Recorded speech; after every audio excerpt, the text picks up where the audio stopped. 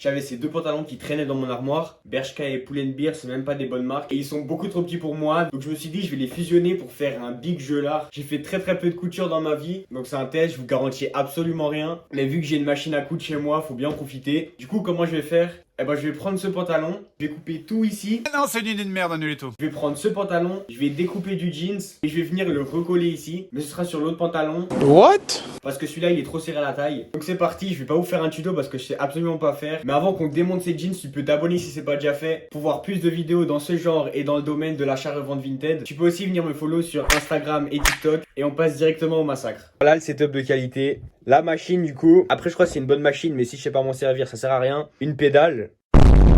Et le fil qu'on va mettre en haut et la canette qu'on va mettre en bas. Désolé pour la qualité, je sais que c'est pas une dinguerie. La première étape, ça va être de mettre le fil dans la machine. Parce que si on n'arrive pas à le mettre, on va pas couper les pantalons pour rien. Vous m'en accélérez, sinon ça va être bien long.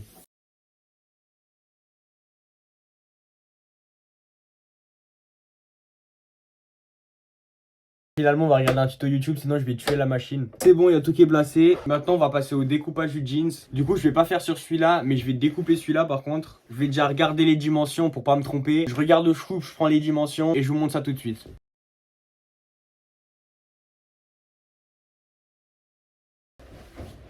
Bah du coup c'est parfait, les deux ils font la même taille. Et à la base je pensais pas rajouter ce petit bout, mais finalement je vais quand même le faire. Ok. Du coup il y aura deux couleurs, je préférais mettre le noir sur le bleu que le bleu sur le noir. C'était plus joli. Et c'est parti, on passe au découpage. J'ai fait quelques mesures sur le pente, donc je vais rajouter 6 de chaque côté, ça fait 12. J'ai pas trouvé de ciseaux de couture, du coup on y va un peu comme un bûcheron.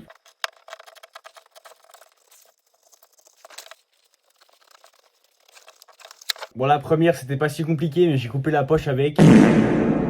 Maintenant faut encore que je coupe ici et que je fasse l'autre jambe. Et on se retrouve quand j'ai fini tout ça. J'ai fini les deux bandes. Ça paraît pas super large comme ça mais ça c'est sur une jambe. On va voir ce que ça donne. Après je vais replier ces petits bords pour pas que ça s'effiloche trop. On va couper le jeans tout ici pour pouvoir enfiler ces deux bandes.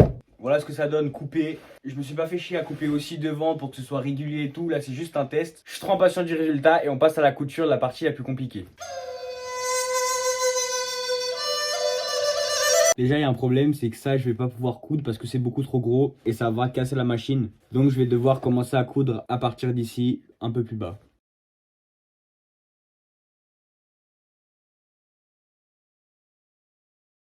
J'ai cassé une aiguille, mais au moins j'ai réussi à finir le pantalon. Enfin, un sur les quatre côtés. Et franchement, ça rend pas mal. Après, il y a le haut que je devrais faire à la main. On passe à la deuxième jambe et on se retrouve après. Ok, le pente il est presque fini. Il y a encore ces trucs ici que je devrais coudre à la main. Alors, à l'envers, ça donne un peu moche. Mais là, on va le retourner pour voir le résultat. C'est parti.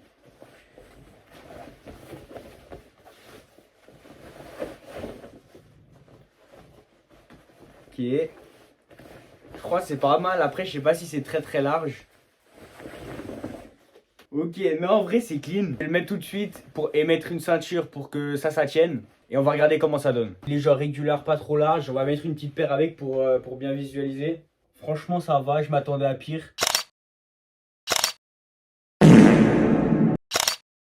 Du coup, c'est déjà la fin de cette vidéo et j'espère pouvoir en refaire une avec un pente plus travaillé, peut-être avec des motifs ou des trucs qu'on va coller dessus et le faire surtout plus large la prochaine fois. À part le fil, sinon ça allait à peu près. J'ai cassé une aiguille, mais bon, ça c'est normal. Et on se retrouve bientôt pour une nouvelle vidéo.